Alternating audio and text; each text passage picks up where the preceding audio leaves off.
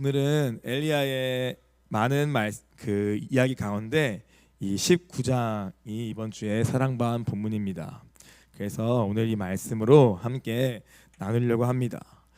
사실 엘리야에게는 이 말씀 외에 다른 많은 기록들이 있습니다. 그 앞에는 하나님께서 엘리야를 통해서 기근을 선포하시고, 그리고 3년 6개월 뒤에 아합 왕에게 나아가서 오늘 그 유명한 갈멜산 전투를 통하여 큰 승리도 경험케 하시고, 그리고 이후에는 또 나봇의 포도원 사건 등장하고, 또 마지막에는 하늘의 승천에 올라가는 그러한 기록들이 아주 열왕기하 2장까지 계속 이어지게 됩니다. 그 가운데 오늘은 엘리야가 유일하게 좀 인간다웠던, 그죠? 좀 우리와 좀 비슷한 모습을 보이면서 내심 위로도 받고, 또 오늘 우리에게 하신 말씀이 무엇인가를 한번 좀 생각해 볼 수 있는 그러한 본문이 바로 우리 19장입니다.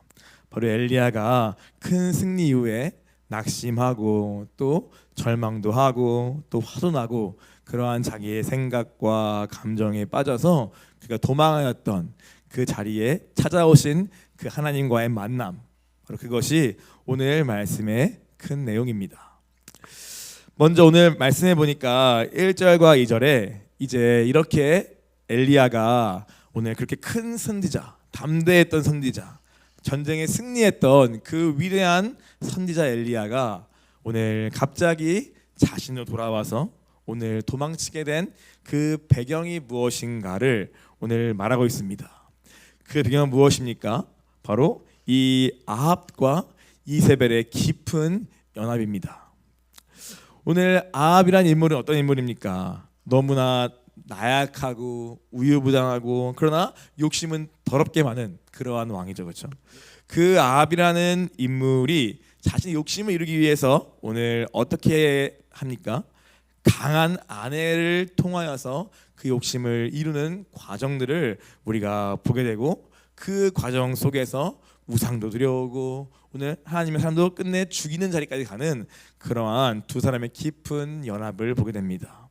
이 연합은 21장인가 가서 나봇의 포도원을 빼앗는 사건을 통하여서는 아주 적나라하게 이 두 연합이 드러나게 됩니다. 그만큼 둘이 깊이 죄로 연합하여 묶인 그 왕과 왕비가 이 북이스라엘을 통치하는 시대였습니다. 그러나 이 엘리야는 바로 이 시대에 부름받은 선지자로서 그는 전투를 치렀죠, 그렇죠?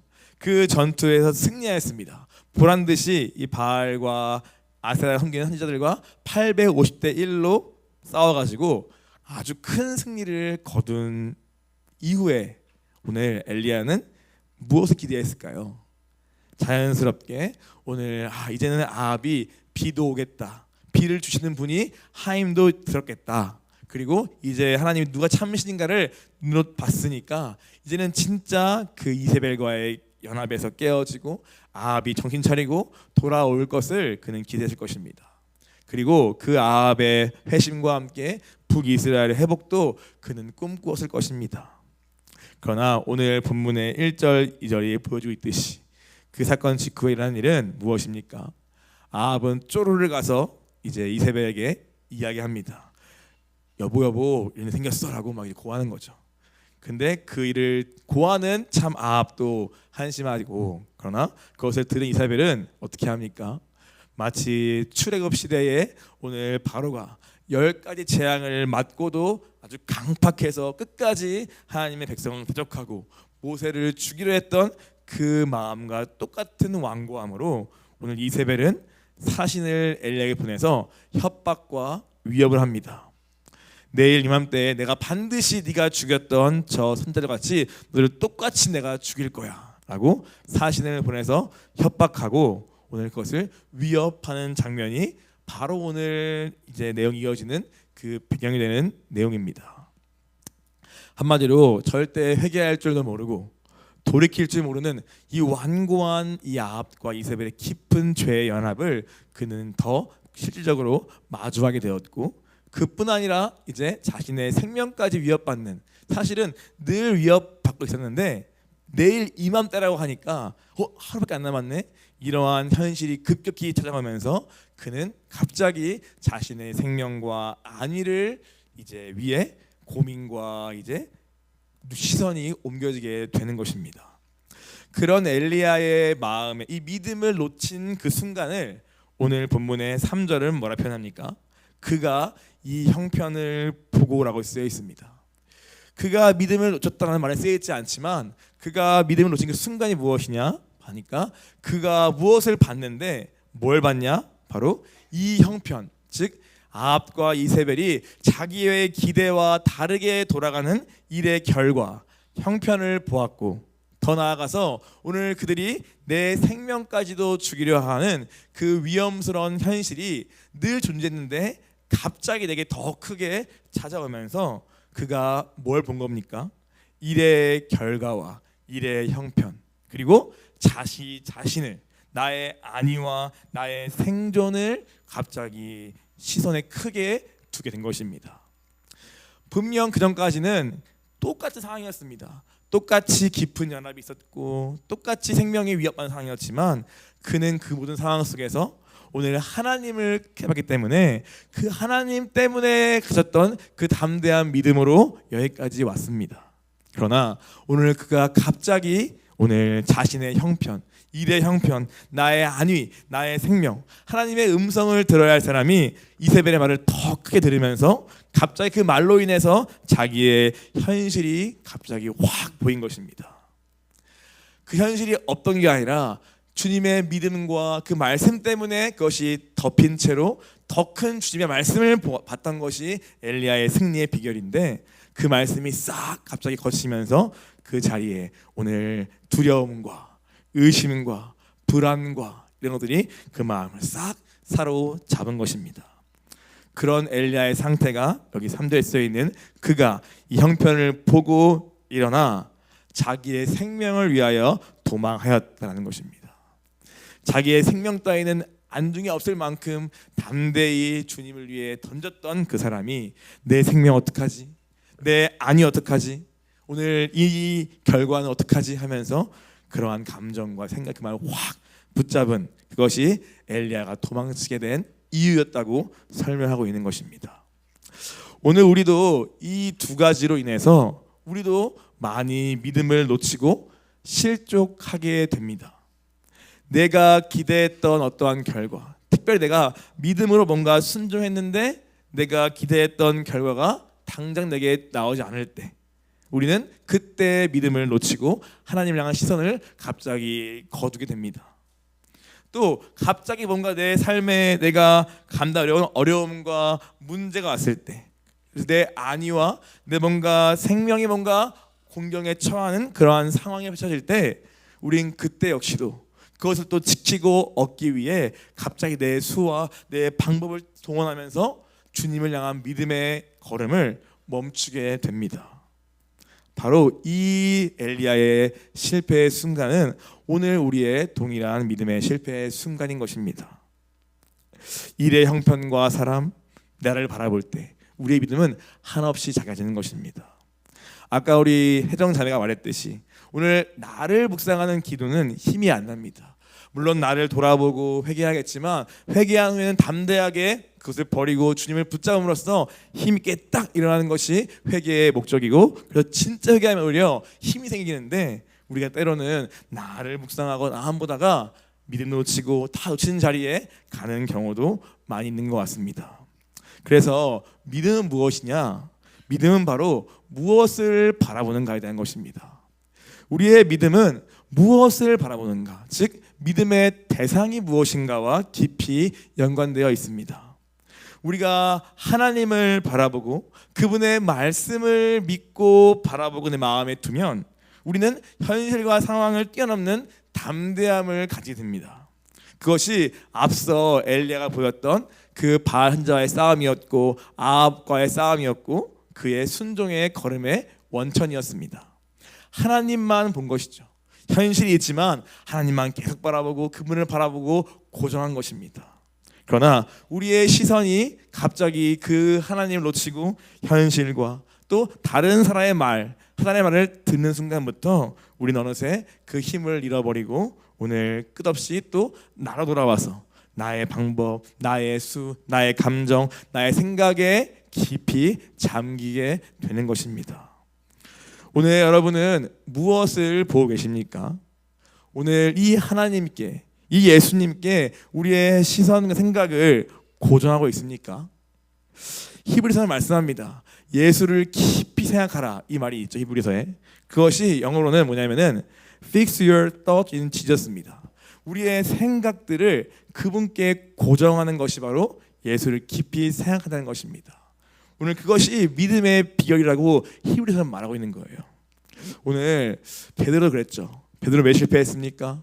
그가 바다 위를 걸어오시는 예수님을 볼 때, 오늘 그 거친 풍랑이 있지만 그 거친 풍랑 위에 오신 예수님이 보였기 때문에 그는 담대히 기적같이 물 위를 걸었습니다. 유일하게 인간 중에 물 위를 걸은 사람이죠. 어떻게요? 믿음 때문에. 무엇 때문에? 믿음으로 예수님만 봤기 때문에 그는 물 위를 걸었습니다. 이 일은 비단 베드로뿐만 아니라 오늘 우리의 삶에도 밀려오는 수많은 거친 파도와 풍랑이 있지만 우리가 주님께만 고정하면 우리도 우리의 가사처럼 거친 파도가 반석이 되어 걸어갈 수 있다고 하시는 것이 아닙니까? 오늘 그것이 믿음의 힘입니다.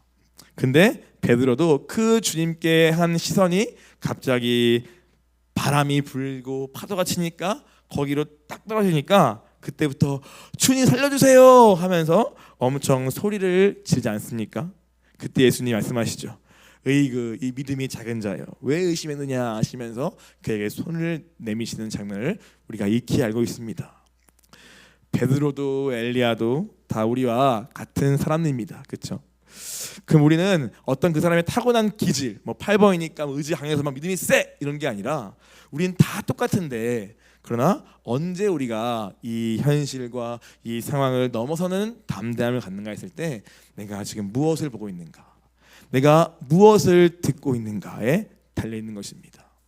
믿음은 나로부터 오는 것이 아니라 내 밖에 있는 거에 대한 의존이요 의지기 때문에 오늘 나를 의지하고 나를 신뢰하고 내 힘을 주고 산 만큼 우리의 믿음은 작아집니다.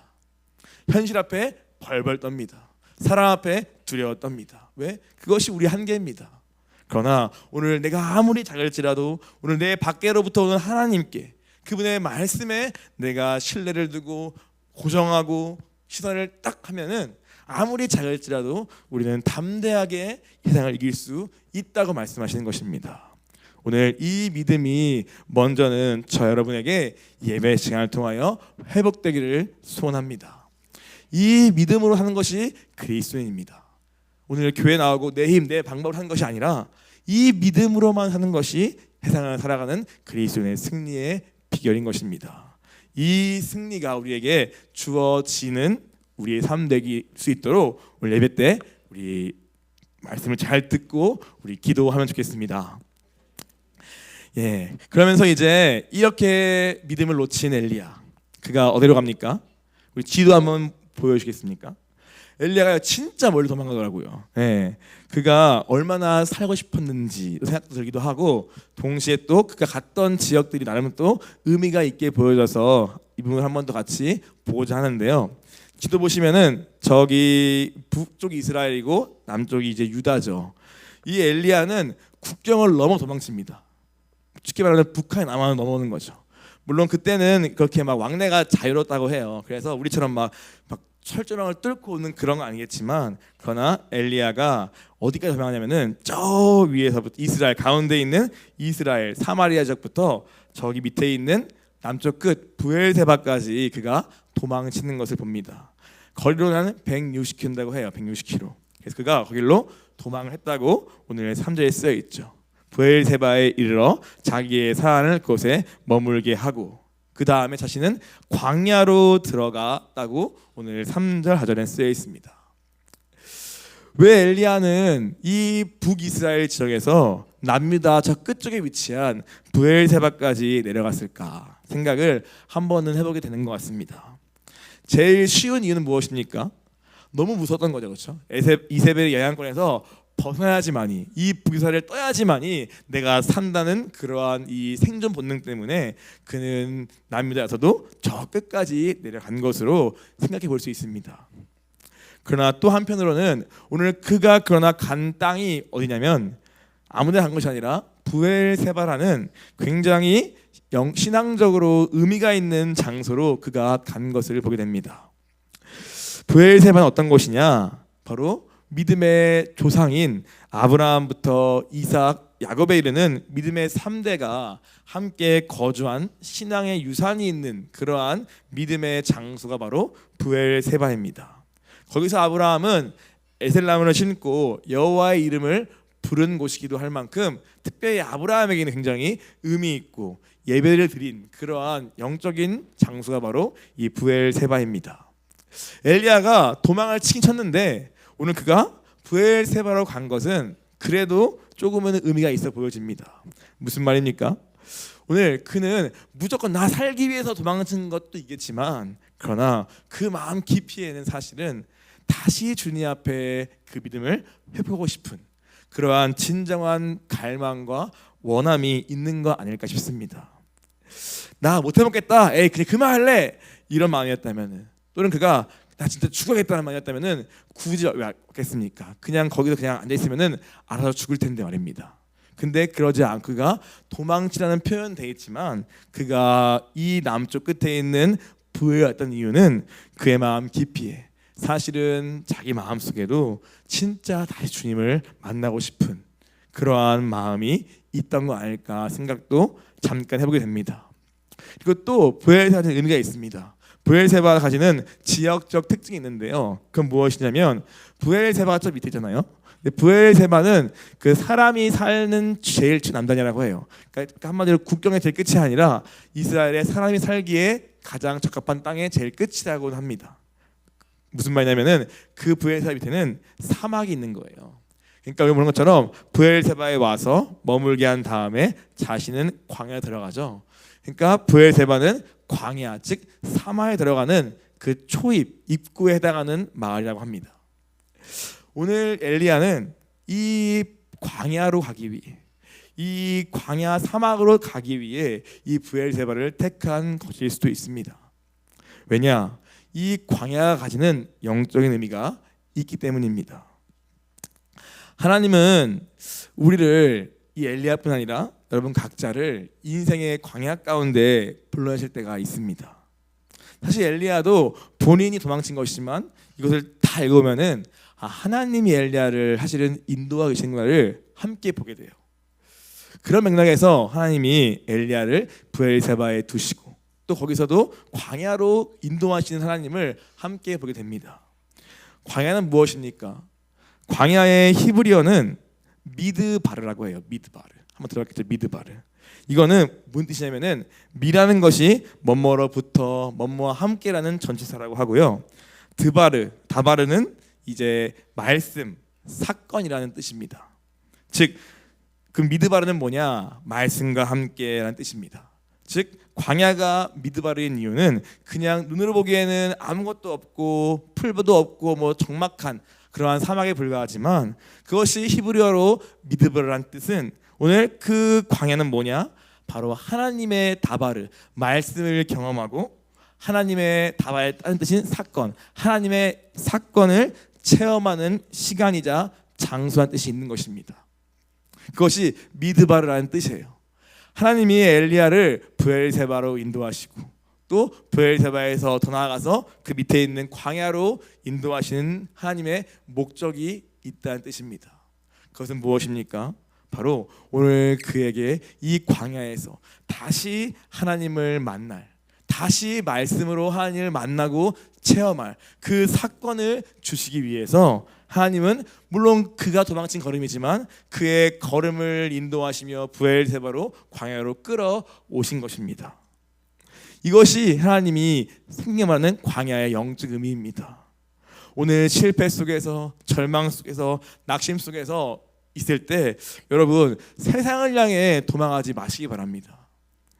오늘 엘리야도 얼마든지 굳이 브엘세바 광야 아니라 떠나갈 수 있습니다. 그렇죠? 세상의 유흥과 쾌락과 즐거움과 먹고 소비하고 마시는 것으로 그의 공허함과 그 실망 감정을 채울 수 있습니다. 그러나 그의 마음도 그것을 원치 않았거니와 그러나 하나님도 그것을 원치 않으신 것 같아요. 마찬가지입니다. 오늘 우리의 인생에 어려움이 있고 절망이 있고 힘든 게 있을 수 있습니다. 그러나 그것을 세상에 가서 푸는 길이 있고 오늘 이와 같이 미드바르 광야 하나님 말씀 있는 그 장소에 가서 푸는 길이 있는 것 같습니다. 오늘 어떤 길로 가시겠습니까? 여기에는 내 의지도 필요한 것 같습니다. 주님 우리를 당연히 그분의 의지로는 광야로 이끌어서 오늘 해상과 분리되어서 아무 소리도 없는 곳에서 주님만 독되게 원하시는데 오늘 우리의 의지가 우리의 죄성이 끊임없이 그것을 거절하고 세상을 향해 가서 즐거움과 쾌락과 유흥과 소비와 갖가지로 그것을 바꿔치기 하고 싶은 마음이 왜 있지 않습니까? 근데 오늘 하나님은 우리를 그쪽이 아니라 광야로 이 미드바르 말씀으로 주님을 만나는 그 장소로 우리를 인도하신 줄 믿습니다. 오늘 그 주님의 이끄심에 끌려가는 우리 되기를 원합니다. 세상과 철저히 분리되어 하나님 말씀 외에는 아무것도 안 들리는 그 자리가 진짜 우리가 회복이 가능한 우리의 장소인 줄 믿습니다.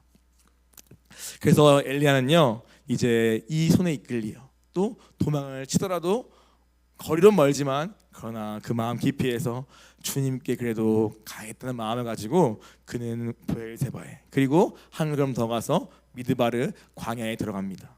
그 4절에 보니까 그가 어떻게 합니까? 하룻길쯤을 들어가서 써 있어요. 즉 하룻길을 꼬박 혼자 걸어가서 한 로뎀나무 아래에 그가 누워 잤다고 말합니다.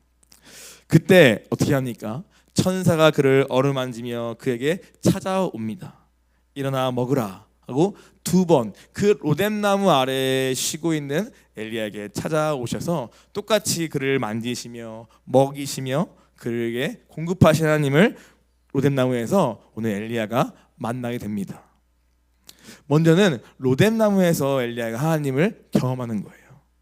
이 로뎀나무에서 만난 하나님 어떤 하나님입니까? 바로 위로하시는 하나님을 먼저 만나게 됩니다. 그의 지친 육신과 그 마음의 깊은 고통을 하나님은 아시고 먼저 그를 그 로뎀나무 나무 밑에 있는 것에 누워있는 그에게 찾아가서 먹을 것 주시고 또 공급하시며 그의 육을 먼저 채우시는 하나님을 우리가 보게 됩니다. 우리 한번 이 로뎀나무 한번 사진 한번 잠깐 볼까요? 네, 이렇게 생겼습니다. 사실은 뭐 그늘이라 하기에는 참 옹색한 모습이죠, 그렇죠? 저기서 무슨 햇빛을 피할까 싶은데 이 로뎀나무가 사막에서는 그렇게 아주 그냥 그늘을 제공해서 쉼을 주는 그러한 나무가 되어준다고 합니다. 엘리야도 이 밑에서 잠깐 쉼을 취할 때 하나님이 먼저 방문하신 거예요. 근데 이때 하나님은요, 이 로뎀나무 하나님은요 위로의 하나님이기 때문에 오늘 어떠한 책망의 말씀도 이때는 하지 않으신 걸 보게 돼요. 지금 그게 필요한 것은 오늘 책망보다는 왜 도망갔어보다는 오늘 그에게 지친 마음과 그를 위로하기 위한 음식과 그를 또 마음 어루만지시는 그 손길이 필요함을 하나님도 아신 것 같습니다. 이 본문은 마치 우리가 예수님께서 부활하신 후에 오늘 갈릴리 돌아가서 어부하고 있는 열조에 찾아가셔가지고 오늘 그들을 불리시면서 조반을 먹이시는 그 장면이 떠오르지 않습니까? 예수님이 죽으시고 부활하신 다음에 그 부활을 믿지 못해서 오늘 예수님의 죽음만 기억하고 낙심하고 절망하여 오늘 원래 고향으로 돌아가서 고기를 잡고 있는 그 베드로에게 찾아가신 예수님이 어떻게 하십니까? 와서 조반을 먹으라 하십니다. 떡을 주시면서 고기를 챙겨주시면서 이것을 먹어라고 먼저 그들의 마음을 달래시고 또 먹이시는 하나님의 예수님을 우리가 복음서에서 요한복음에서 보지 않았습니까? 이와 같이 하나님께서 이 로뎀나무에서는 엘리야를 위로하시고 그의 마음을 만지시며 필요한 것을 공급하신 하나님을 봅니다. 아마 엘리야 이때 느꼈을 것 같아요. 내가 다 버리고 왔지만 오늘 주님이 나를 먼저 찾아오셔서 나를 만지시는구나. 비록 그 마음이 다 풀리지 않을지 모르겠지만 그러나 오늘 자기의 마음에 하나님이 내 기도 들으시는구나. 내 원망과 불평이지만 오늘 주님은 이거 들으시고 내게 오시는구나 느끼면서 그의 마음에 힘도 얻고 조금씩 더 그 마음이 녹기 시작했을 것입니다. 우리도 이 로뎀나무가 의미 있는 것 같아요. 실제 어떻습니까? 이 로뎀나무 많이 들어봤죠? 무슨 로뎀나무 병원, 무슨 카페 많잖아요, 그렇죠? 이 로뎀이라는 이름이 들어간 기독교 사업들이 좀 있는 거를 저도 기억하는데요. 그것이 무슨 의미가 보니까 이 로뎀나무의 의미, 즉 사막에서 오늘 광야길을 걸어갈 때에 오늘 중간중간 쉼이 되어주고 또 그 필요한 그늘에 제공하는 그러한 장소, 그러한 쉼터의 의미가 바로 이 로뎀나무의 의미입니다. 모습은 덤불이고 화려하진 않지만 오늘 그 그늘이 너무나 필요할 때가 바로 이 광야길, 사막인 거죠. 오늘 하나님은 이 광야 가운데 이 로뎀나무를 예비해 놓으시고 오늘 그 길을 걸어가는 우리의 마음을 위로도 하시고 또 걸어갈 힘을 주시는 분임을 우리가 보게 됩니다. 바라기는 오늘 우리가 서로에게 이와 같은 로뎀나무가 되어줄 필요가 있는 것 같아요. 즉 우리가 각 옆에 있는 사람이 혼자 광야길을 걸어갈 때에 믿음을 놓친 채로 오늘 걸어갈 그때에 그러나 막 세상에 가는 거 말고 진짜 힘이 없어서 그러나 주님을 찾고 싶은 그 마음을 가지고 있는 그 영혼에게 우리가 이 로뎀나무 같은 그러한 뭐랄까요? 우리 말하면은 식타의 교제, 성도의 교제 좀 그런 것들이 오늘 우리에게도 계속 필요한 생각을 하게 됩니다. 그러면서 오늘 그 식타의 교제에서 교제하고 필요한 것들을 또 공급해주고 먹이면서 이 길을 끝까지 갈 수 있는 그 힘을 주는 그러한 교제와 또 관계가 우리에게 필요한 생각을 하게 됩니다. 저도 그런 것 같고요. 있는 많은 분들이 아마 그거를 경험했을 거예요. 오늘 내가 헤맬 때, 내가 방황할 때, 주님이 안 보일 때 누군가 그런 내 마음속에는 그분을 원할 때 누군가 오늘 저에게도 그 로뎀나무가 되어 주었고 그 내게 끝까지 걸어갈 힘을 줬던 것 같아요. 오늘 기도하기는 오늘 여러분이 그 로뎀나무가 되어주길 바라고 또 누군가에게 그것을 경험하기를 바라고 또 그것도 경험하기를 원합니다. 이것이 로뎀나무 가지는 의미인 것 같습니다. 이때 하나님은 위로의 하나님으로 엘리에게 먼저 찾아오십니다. 그런데 또 뭐라 말씀하십니까?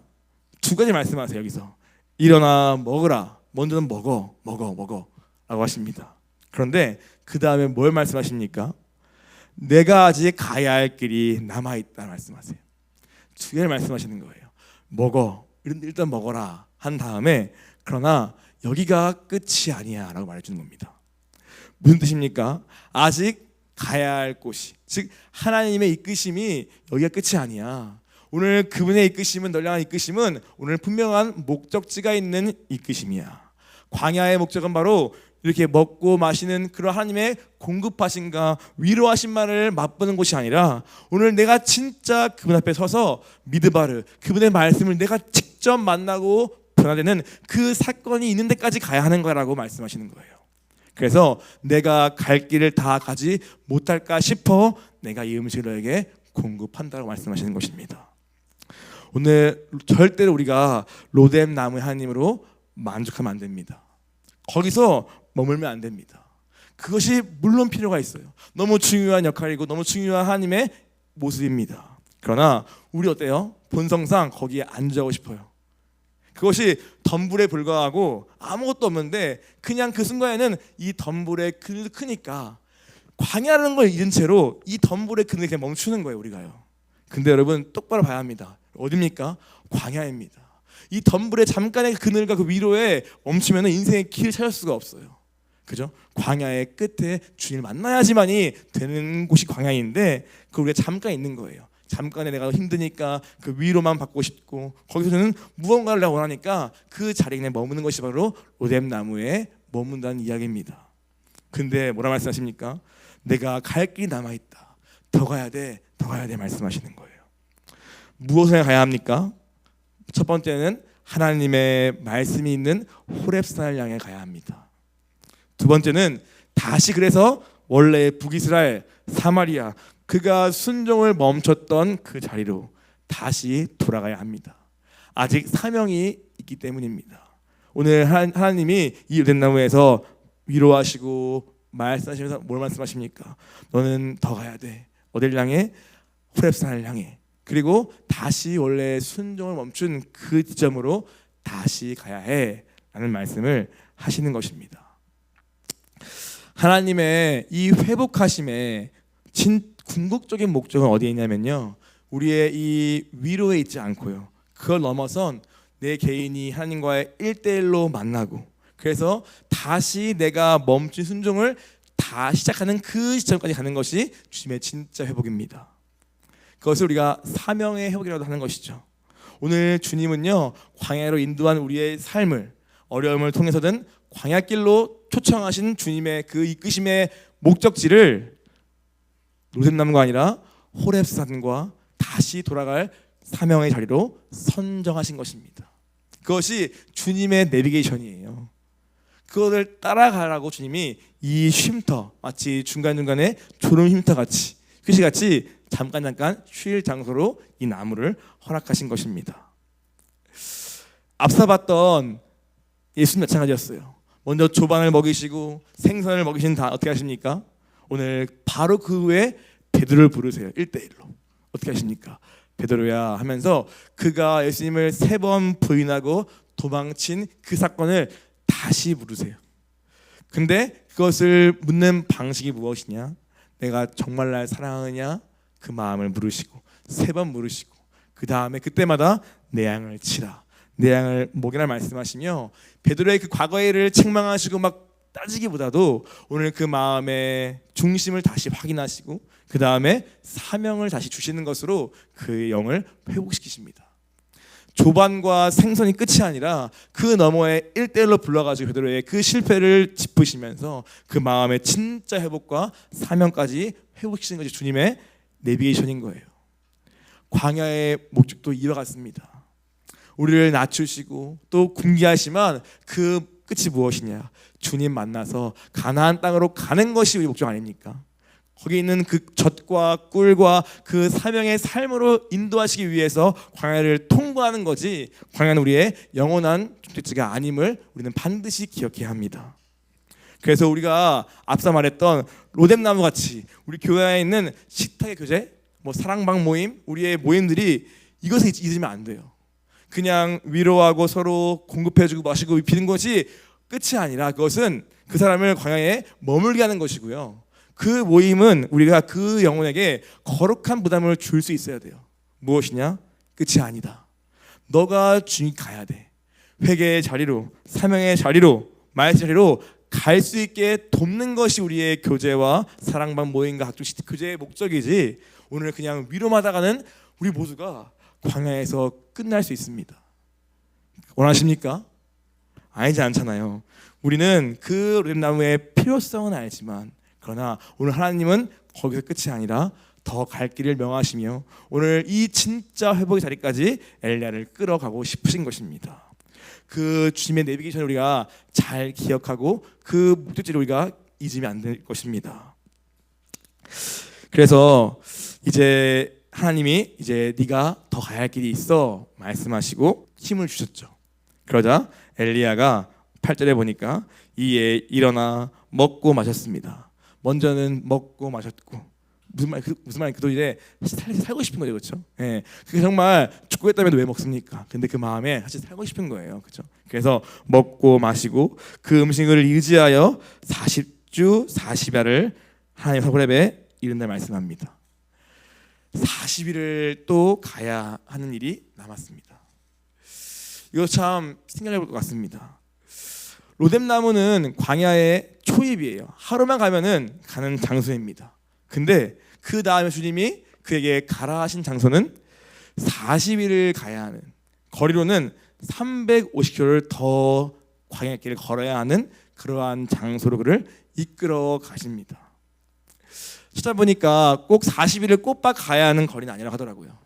근데 하나님은 그 40일을 채워서 가게 하시는 것을 보게 됩니다. 왜 꼭 40일을 채워서 가야 했을까? 그냥 빨리 가면 안 되나 들기도 하고 하는데, 성경은 그 40주 40야를 기록하면서 엘리야가 가기까지의 이 40일의 시간을 채웠다고 말씀하고 있어요. 왜 40일까 생각도 해볼 만합니다. 왜냐? 성경은 이 40을 굉장히 의미 있게 쓰고 있기 때문입니다. 잘 아시다시피 우리가 사순절의 40도 40일이죠. 예수님의 부활을 맞이하기 위해서 우리가 회개와 참회로 보내는 시간이 바로 그 사순절 40일이죠. 또 뭐가 있습니까? 노아가 방주에 들어가서 비가 그치기까지 기다렸던 시간도 40주야라고 합니다. 모세의 일생 동안에는 40년 나눠져요. 40년 동안 애굽 생활, 미디안 광야 40년, 그다음에 출애굽 40년. 40으로 인생이 끊어지기도 하고요. 또 모세가 시내산에서 율법을 받기까지 하나님과 독대했던 시간도 40일입니다. 그리고 이스라엘 백성도 광야에서 보낸 시간도 40년이고요. 예수님도 공생의 직전에 광야에 시험받은 시간도 40일 동안 광야에서 마귀의 시험을 받았습니다. 이와 같이 40은요 의미가 있는 숫자인 거예요. 무엇이냐? 연단과 인내와 하나님의 뜻을 구하며 기다리는 시간으로서 성경은 40일을 의미 있게 사용하고 있습니다. 노아의 방주에서의 시간, 모세의 시내산, 이스라엘의 40년, 예수님의 40일 다 뭔가 인내하고 기다리고 자신을 돌아보고 하나님을 기다리는 그 시간으로서의 40일이 있는 거예요. 마찬가지로 엘리야의 하나님이 이 40일을 걷게 하십니다. 왜 그럴까? 말씀에 쓰여있지 않지만 지금 엘리야는 어떤 상태입니까? 자기의 생각과 자기의 감정으로 충만한 상태예요. 그래서 어떤 하나님의 말씀도 들어갈 수 없는 그러한 상태라고 보여집니다. 그러한 엘리야를 하나님이 40일간 그 아무것도 하기를 뚜벅뚜벅 하루하루 밤낮 걷게 하시면서 그로 하여금 자신을 돌아보게 하고 또 하나님을 깊이 묵상하는 그러한 시간을 일부러 주신 것 같아요. 한번 상상해 보세요. 40일 어땠을까? 아마도 걸으면서 이스라엘 광야길을 묵상했을 것 같아요. 이스라엘 백성이 어떻게 통과했을까? 이 땅에서 어떻게 그들이 또 원망과 불평을 했었나? 그래서 동시에 또 하나님은 어떻게 또 날마다 구름 기둥으로 인도하셨나? 아마 그는 떨렸을 거예요. 그리고 오늘 그들을 인도하신 하나님의 그 손과 그 능력을 그는 또한 기억했을 거예요. 동시에 그러나 그 불구하고 계속해서 실패하고 원망하는 그 백성을 보면서 자신과 비교했을 때 하나님도 그런 마음이었네. 나만 이사벨과 실망한 게 아니라 우리 하나님도 똑같이 그들 그때에도 하나님의 그런 마음이었겠네 하면서 자신의 처지와도 비교해보고 말씀도 기억하고 막 하면서 이 40일을 걸으면서 아마도 많이 자신의 도끼도 좀 빠지고 생각도 빠지고 점점 자신의 시선이 나로부터 환경으로부터 하나님께로 그분의 말씀으로 그분의 과거의 일하심으로 점점점 옮기는 시간이 아마 이 40일이지 않나 싶습니다. 그도 이 시간을 통과하면서 지나오면서 점점 그 마음 가운데 하나님이 말씀이 들어올 그러한 틈들이 서서히 생긴 것이죠. 오늘 여러분도요 이러한 시간이 필요할 수 있습니다. 뭔가 인생에 답답하고 괴로운 문제가 있을 때 한번 40일이라는 시간을 꼭 40은 아니겠지만요. 그래서 성경에 쓰여 있으니까 이 40일이라도 주님 앞에 해성과 분리되어서 많은 소리와 좀 차단되어서 한번 주님 앞에 오로지 좀 가보는 구별된 시간이 우리에게 필요할 수 있습니다. 그래서 오늘 주님이 뭐라 말씀하시나? 나는 왜 이렇게 되었나? 이 문제의 원인은 무엇인가? 주님 뭐라 말씀하셨나? 성경 뭐라 쓰여있지? 어떤 분이시 하나님은? 이러한 질문을 평소에 잘 안 하잖아요. 근데 문제가 와도 내 힘으로 방법하면 또 지나가 버리고 세상에 가면 또 세상에 그거 바꿔버리니까 또 지나가 버리고 그러는데 이 40일이라도 우리가 구별되어 있다면 하나님 누구신가? 이 문제는 왜 왔는가? 진짜 뭐가 문제인가? 하나님은 뭐라 말씀하시나? 이러한 질문들을 저절로 하게 될 것입니다. 그러면서 내 소리로 꽉 찬 내 마음의 상태가 조금씩 하나님의 음성을 들을 준비로 바뀌어 가시는 거예요. 저는 그래서 이 40일도 의미가 있는 것 같습니다. 40일 40주를 걷게 하신 하나님, 그 시간이 엘리야에게 필요했습니다. 여러분에게도 필요할 수 있습니다. 오늘 제가 필요할 수 있습니다. 주님 듣고 싶어요 해도 들리지 않는 이유는 내 마음과 꽉 차기 때문입니다. 그것을 주님 앞에 돌아보고 생각해보고 그러한 시간과 그러한 구별된 내 인생의 기간이 우리에게도 필요할 수 있음을 우리가 기억하면 좋겠습니다. 그 시간 40일을 지나면서 마침내 그가 호렙산에 이르게 됩니다. 9절에 보니까 엘리야가 그곳 굴에 들어가서 거기서 머물더니 여호와의 말씀이 그에게 임하여 이르시되 엘리야야 내가 어찌하여 여기 있느냐라고 말씀하십니다. 40일을 지나서 마침내 호렙산, 즉 모세가 처음 하나님을 만났던 그 시내산 호렙산으로 마침내 당돌한 것이죠. 오늘 주님이 여기까지 그를 이끄신 것입니다. 여기서 그를 만나기로 작정하신 것입니다. 그런데 오늘 40일을 왔는데도 엘리야는 오늘 어디에 머물고 있습니까? 그가 그곳 굴에 들어가 있어요. 굴에 머물고 있는 거예요. 동굴에. 물론 이 굴을 어떤 주석가는 그 모세가 그 당시에 하나님을 피해 숨었던 그 틈이라고도 표현하긴 해요. 그 등 하나님을 못 보니까 가렸던 틈이 하는데 어쨌든 간에 그것이 틈이든 뭐든 간에 오늘 엘리야는 그 굴 속에 여전히 거기서 머물고 있다고 성경에 쓰여 있습니다. 어떤 마음이었을까요? 어쩌면 그는 로뎀 나무에서 그냥 자고 누웠더니 오셔가지고 입히시고 만지셨던 그 하나님을 또 그냥 기다리는지도 모르겠어요. 수동적으로 그냥 또 오시겠지 그런 마음으로. 그런데 이 호렙 하나님은요 그렇게 오시지 않았습니다. 우리 기억해야 돼요. 로뎀 나무의 하나님을 기억하면서 동일한 하나님에게 그냥 내가 가만히 있어도 그냥 그분이 또 와가지고 또 말 거시고 말씀하시고 그렇게 날 위로하시는 그 하나님을 기대하고 있다면 이 호렙 하나님은 그렇게 오시지 않았습니다. 하나님은 먼저 오시긴 오시죠. 근데 어떻게 오십니까? 로뎀 나무는 오셔가지고 얼음 만지시고 잘 때 음식을 주시면서 일어나시지만 이때 어떻게 오십니까? 훨씬 위험이 있고 엄한 분을 좀 오세요. 뭐라 하십니까? 책망하시는 거예요. 내가 어찌하여 여기 있느냐 책망하십니다. 앞에서는요 책망하지 않으셨어요. 그러나 오늘 여기까지 온 엘리야에게는 하나님이 책망의 필요함을 아신 거예요. 왜? 오늘 우리 그렇지 않습니까? 우리도 위로 한번 받아보세요. 마음이 높기도 하고 내가 좀 문제가 있나? 라는 마음에 여유는 생기지만 사실 그 다음은 안 가잖아요. 저도 그렇습니다. 그런데 오늘 우리가 언제 진짜 회개하고 돌아갑니까?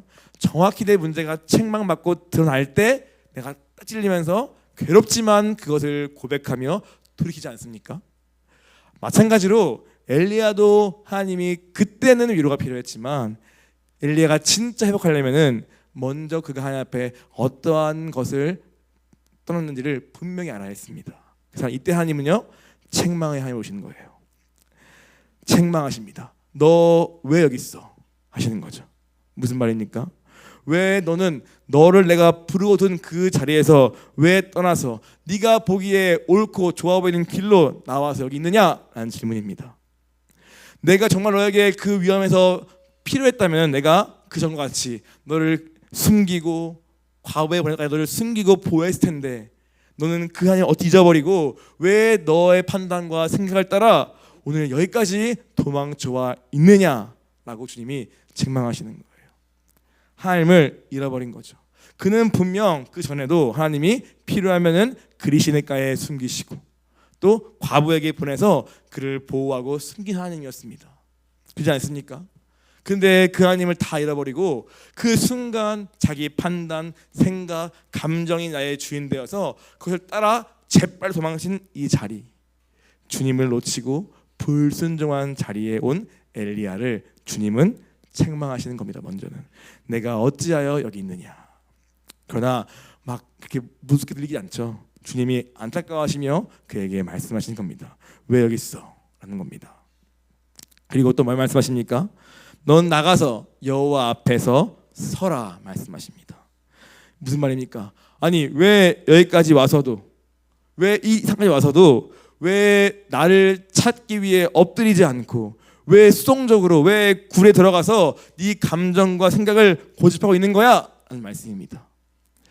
로뎀나무를 지나서 40일 지나서 왔으면은 오늘 이 산이 어떤 것인지 알면은 오늘 주님의 임재인지를 믿고 엎드리고 찾고 구하는 그러한 모습이 있어야 할 텐데 오늘 와서도 굴에 들어가 자신의 감정 생각을 붙들고 있는 보이는 그 엘리야의 수동성과 그 뭐랄까요, 주님이 오세요.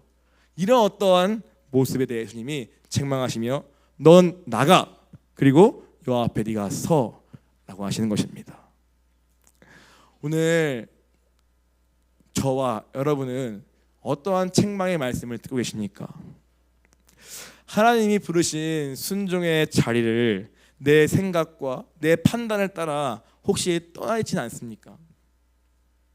그리고 나만의 생각과 나의 감정의 굴 속에 그냥 머물면서 그 자리를 고집하면서 수동적으로 하나님을 내게 오시기를 기다리면서 그냥 정하고 있는, 사실은 그러한 상태에 그냥 머물진 않습니까? 로뎀 하나님을 그리워하면서 위로만 바라면서 내 형편을 고집하면서 그렇게 로뎀나무의 그늘 아래 머물고만 하진 않습니까? 오늘 주님 말씀하시는 거예요. 오늘 너 내 앞에서 나와서 내 앞에서 말씀하시는 것입니다. 그리고 그래도 안 나온 엘리야를 아시니까 하나님 어떻게 하십니까? 강한 바람과 불과 진으로 그 굴순 엘리야에게 하나님이 또 찾아가시는 거예요. 막 흔드시는 거죠. 그 굴을 흔드시고 막 땅을 흔들고 막 불을 보이고 막 바위가 부서지는 바람을 보내서라도 오늘 그를 마구마구 흔드셔서 나밖에 갇혀 있는 엘리야를 눈을 들어 하나님께 조금이라도 나오게끔 도와주고 있는 하나님의 이 인격과 이 사랑과 긍휼을 여러분 보시지 않습니까? 그냥 무섭기만 하십니까? 아니지 않잖아요. 그분이 어떻게 엘리야를 거기 나오게 하기 위해서 막 책망도 했다가 막 바람도 보냈다가 진도 보냈다 하면서 막 그를 막 흔들어가지고 그 한 명을 깨우기 위해서 하시는 그 하나님의 마음이 보이지 않습니까? 이것이 주님의 우리를 향한 사랑입니다. 책망은 사랑이고요, 우리 흔드시는 수많은 사건은 사랑이고요, 오늘 주님은 우리 그 한 명이라도 깨우기 위해서 온 만물을 흔드시는 거 보이지 않습니까? 오늘 우리에게는 아마도 옆에 계시는 사랑 방장님들, 또 뭐 설교하시는 분들, 사역자분들 뭐 등등 이러한 모든 분들이 그 말과 그 뭐 성격과 그 강함과 모든 것들이 다 주님의 도구일 수 있음을 믿으시기 바랍니다. 우리를 그 굴에 있으면 죽기 때문에 나오게 하시기 위해서 오늘 각 사람의 성격, 기질, 방법을 다 써가지고라도 우리를 나오라 하시는 거예요. 거기에 무슨 죄가 있겠습니까? 바람도 땅도 움직이신 하나님이 오늘 우리도 그분의 도구 삼으사 사역자로 쓰시는 거예요. 오늘 이 하나님의 이 막 흔드심과 이 진동 앞에 우리가 그래서 나와 오늘 이제라도 그분 앞에 서기를 원합니다. 그렇게 엘리야가 13절에 보니까 엘리야가 듣고 겉옷으로 얼굴을 가리고 나갑니다. 그제야 겨우 이제 하나님이신가 하면서 겉옷으로 얼굴을 가리고 굴 입구에 서는 엘리야가 있는 것입니다. 그러나 그거 주님은 깊게 받으시는 거예요. 그제라도 그 몸을 일으켜 믿음을 발휘하여 오늘 의지를 들여서 오늘 겉옷을 가리고 그 입구에 임재 여호와 앞에 서는 엘리야.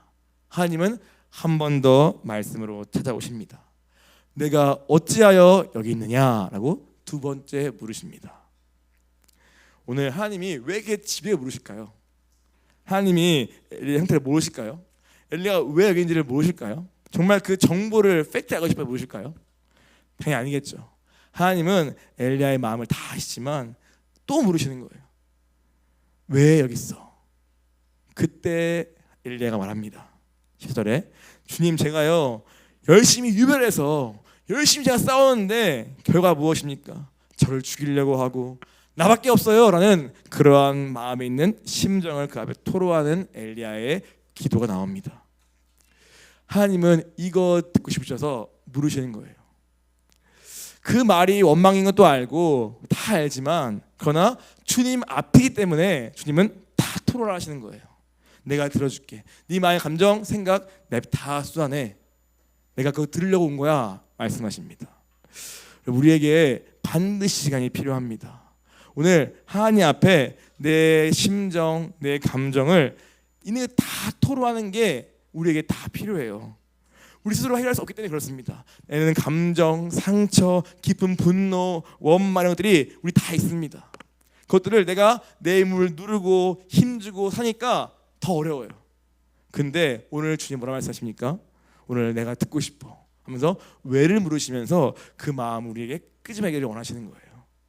그래서 하나님은 2번이나 그에게 질문하시고 엘리야도 2번이나 마음을 있는 길에서 주님 앞에 토로합니다. 아마 해보면 알겠지만 어떤 하면은요 내 상태가 정직히 보입니다. 그래서 내가 내가 오라 내 감정이만 오라 하는데 막상 주님 앞에 토해내면요 제가 좀 부끄러워져요. 우리가요. 아 내가 지금 어떤 상태에 있지? 이게 지금 맞나? 이런 게 들어올 때가 있습니다. 그러면서 내 상태가 좀 보이게 되고 내 마음이 좀 비워져요. 주님 앞에 토로하니까. 그때야 비로소 어떻게 합니까? 우리의 심령에 하나님의 그 세미한 음성이 들리기 시작하는 거예요. 나로 꽉 차 있는 내 감정, 내 분노, 내 안의 소리들로 꽉 차 있는 내 상태는요 주님이 아무리 말해도 안 들립니다. 주님께서 먼저 그것을 쏟으라고 하시는 거예요. 기도할 때 다 쏟아놓은 다음에 우리가 이렇게 주님께 물어봐야 돼요. 주님, 그런데 주님 어떻게 보십니까? 주님 내게 뭘 말씀하고 싶으십니까? 라고 물으면 오늘 주님이 보시는 나와 주님의 뜻과 생각이 내 마음 가운데 알려지게 됩니다. 오늘 그 역사가 엘리야에게 지금 있는 거예요. 그것을 성경은 세미한 음성으로 또 소리로 찾아오신 하나님을 표현하는 것입니다. 하나님은요 말씀이십니다. 그분은 오늘도 말씀으로 우리를 만나기 원하세요. 지금 엘리야에게 필요한 것은요 더 큰 은혜, 더 화려한 영적인 체험, 어떠한 감정이 어떠한 그런 감정이 어떤 채워진 그런 것이 필요한 것이 아니지 않습니까? 오늘 그에게는 더 은혜가 필요하거나 그런 것이 아니라 오늘 그가 진짜 그의 묶여있는 상태에서 그 굴에서 나올 유일한 길은 바로 하나님의 말씀을 하는 것입니다. 그 말씀들 자체가 능력이어서 생명이어서 날카로운 검이어서 우리의 말씀이 역사할 때에 마음을 쪼개고 마음을 다 드러내시고 그 마음에 생명을 주어서 영을 살리는 유일한 것이 바로 하나님의 말씀이라고 오늘 보여주시는 거예요. 엘리야에게 하나님이 이 말씀이 필요하다는 것을 정확히 아신 것입니다. 오늘 우리도 마찬가지로 생각합니다. 오늘 더 큰 은혜, 화려한 체험 물론 있으면 좋지만 그것이 없기 때문에 내가 믿음이 없거나 내가 이 자리에 머무는 것이 아니라 말씀이었기 때문에 우리가 못 나오는 거라고 말씀하시는 것입니다. 내가 말씀 앞에 있지 않기 때문에 내가 말씀을 붙들지 않기 때문에 그 말씀의 부재 때문에 내가 내 상태에서 못 나오는 것이고 내 감정에서 못 나오는 것이고 이 굴에 머무르는 것이지 오늘 그 외에 다른 것이 더 없기 때문이 아니라고 우리에게 말씀하시는 것 같습니다. 오늘 여러분은 얼마나 말씀 앞에 서려고 하십니까? 얼마나 이 말씀이 진짜 내 인생의 답임을 믿으며 말씀을 붙들고 씨름하십니까? 얼마나 그 말씀이 내 심령에 정말 역사하기 위해서 내 마음을 날마다 비워내고 고백하며 그분의 음성을 듣기 위해 얼마나 그분 앞에 서려고 하십니까? 오늘 하나님은요 굳이 세미한 음성이라고 표현하시잖아요. 그렇죠? 오늘 세미한 음성 가운데 계시더라. 그 소리가 세미하고 작다. 실제로 볼륨의 얘기도 있지만 좀 그것이 주파수 얘기예요. 주파수 얘기. 우리가 하나님의 그 주파수에 맞춰야 돼요. 근데 내 소리가 꽉 차 있으면요 그게 안 맞아요. 예. 우리가 차 타고 갈 때도 딱 맞춰야 딱 들리는 것처럼 하나님의 음성도 정확한 주파수가 있는 것 같습니다. 그리고 우리가 그걸 튜닝해야 되는데 그 튜닝 과정이 앞에 말했던 엘리야가 토로하면서 내 걸 다 쏟는 거예요. 그리고 오늘 주님의 음성을 듣기 위해 준비된 마음, 여기에도 오랜 기도가 걸리더라고요. 그러나 오늘 아까 말했죠. 이 시간을 내가 세상에 가서 막 유흥과 쾌락과 소비로 바꿔치지 않고 내가 주님께 나아가기 위해서 이 엘리야의 여정을 내가 따라간다면 오늘 주님은 반드시 우리에게 말씀으로 만나 주실 줄 믿습니다. 그 선택을 우리가 하기를 먼저는 기도합니다. 살리는 것은 영이니 육은 무익하니라. 내가 이른 말은 영이요 생명이라. 하나님의 말씀이 우리의 영을 진짜 살립니다. 이 영이 말씀으로 인해 살아나는 경험이 우리에게 꼭 있기를 바랍니다. 그렇기 때문에 우리가 눌러놓고 덮어놓고 회피하는 식으로 우리의 이 어려움과 문제를 해결하지 마시기 바랍니다. 오늘 하나님께 나아가 그분의 토로하고 그 음성을 듣는 데까지 나아가기 바랍니다. 그리고 우리의 모든 시도와 방법, 내 힘을 좀 내려놓기 바랍니다. 하나님은 호렙산까지 나오라 하시는 거예요. 그 40일을 걸어가면서 내 힘도 빠지고 또 그러한 시간 속에서 오늘 주님이 우리를 만나기를 기다리고 계신 줄 믿습니다. 그리고 나서 이제 끝이 아니죠. 이제 토로한 다음에 이제 하나님이 엘리야에게 진짜 하고 싶은 말씀이 있잖아요, 그렇죠? 무엇입니까? 이 들리는 거예요, 엘리야가. 첫 번째 뭡니까? 오늘 순종의 자리로 돌아가라. 무엇입니까? 너는 내 길을 돌이키라. 그리고 다시 내가 떠났던 그 순종의 자리로 돌아가라는 것입니다. 이것이 하나님이 진짜 엘리야가 하고 싶으신 첫 번째 음성입니다. 너 지금 어디로 왔어? 이 길은 원래 내가 의도한 길이 아니잖아. 다시 여기서부터 이제 돌아가서 너의 원래의 순종을 멈춘 지점으로 돌아가라고 말씀하십니다. 그것은 무엇입니까? 오늘 엘리야를 통하여 오늘 비록 아합과 이세벨은 회개하지 않았지만 그러나 그를 통하여 다음 세대를 세워가시는 하나님의 계획에 그를 부르시는 것입니다. 하사엘과 예후와 엘리사를 통하여 기름을 부어서 오늘 이 아합 정권을 심판하고 그 다음을 이어갈 다음을 준비한 일에 그를 부르시는 것을 보게 돼요. 근데 실제로 엘리야의 삶에는 오늘 엘리사에게만 기름 붓고 끝이 났습니다. 무엇입니까? 오늘 엘리사를 세우는 것이 하나님의 그 다음 엘리야를 향한 아주 중요한 사명이었던 거예요. 실제로 엘리야 이후에 어떻게 합니까? 오늘 곳곳에 북이스라엘 곳곳에 하나님의 선지자 학교를 세웁니다. 그래서 오늘 이 악한 시대에 힘있게 가지고 원래는 나밖에 없어요 그랬는데 그게 아니라 이 하나님 만난 후에 마음이 회복되니까 돌아가서 엘리사 기름 붓고 그뿐 아니라 온 동네에 돌면서 오늘 선지자 학교를 세우고 그를 가르쳐 훈련시키는 거예요. 오늘 그 새로운 사명으로 나아가는 엘리야가 있는 것입니다. 여러분 하나님이 얼마나 놀라운 분이십니까? 오늘 비록 그가 자신의 약함 때문에 놓친 믿음이었지만 도망갔지만 그러나 그 모든 걸음걸음마다 여호와께서 친히 이끄시고 인도하시며 그를 그래서 말씀으로 만나주시고 그 다음에 그에게 또 다른 사명을 부으셔서 이 마지막 이 아합 시대에 오늘 하나님의 사람을 세우는 구체적인 순종을 그를 인도하고 계시는 거예요. 정말 신실한 주님이십니다. 이 주님을 우리가 만나기 원해요. 내 상황과 환경이 너무 커서 원망과 불평이 찰 수도 있지만 그러나 그것은 주님 어쩌면 우리를 부르시는 시작이고 그 너머에서 우리를 만나주시고 우리에게 새로운 사명을 인도하시는 그 주님이 오늘 우리의 하나님 되십니다. 우리의 뜻과 그게 얼마나 다릅니까? 우리는 이제 안 바뀐다, 아무 생각 안 한다 하면서 실망하는 가운데 돌아왔지만 하나님은 우리가 실패처럼 보이는 그 순간에도 변함없이 그분의 일을 이루어 가고 계십니다. 그리고 엘리야의 실패는요 그의 실패이지만 그 실패가 곧 하나의 실패는 아닌 거예요. 그렇지 않습니까? 우리의 실패할 수 있지만 우리의 믿음의 실패가 그렇다고 그분의 실패는 아니지 않습니까? 오늘 우리는 실패할 수 있습니다. 그러나 오늘 하나님은 그 실패를 또 통하여 또 일하시는 분임을 믿으시기 바랍니다. 그래서 뭐가 중요합니까? 오늘 실패한 자리에서 도망친 자리에서 내가 다시 주님을 찾고자 하는 그 마음이 중요한 것 같아요. 나를 이끄시는 그 손길을 내가 기억하며 세상으로 갈 그 나의 충동을 붙들고 이 모든 고통과 아픔을 가지고 오늘 나는 주님께 가겠다 라는 그 나의 한 가지 선택이 중요한 것 같습니다. 그러면 거기서 주님이 우리를 한 걸음 인도하시면서 우리를 만나여 오시고 때로는 책망됐다가 때로는 먹이 입히기도 하지만 결국 우리로 하여금 완전 회복, 즉 사명의 자리로 우리를 반드시 올리실 줄 믿습니다. 끝으로 오늘 하나님 우리에게 모두 물으시는 것 같습니다. 무엇입니까? 오늘 우리가 여러분이 떠나거나 순종을 멈춘 지점이 어디인가 물으십니다. 일의 결과 때문에, 사랑과 상황 때문에, 나의 어떠함 때문에 내게 명하신 그 순종을 멈추고 도망친 자리가 어디인가 물으십니다. 또 물으십니다.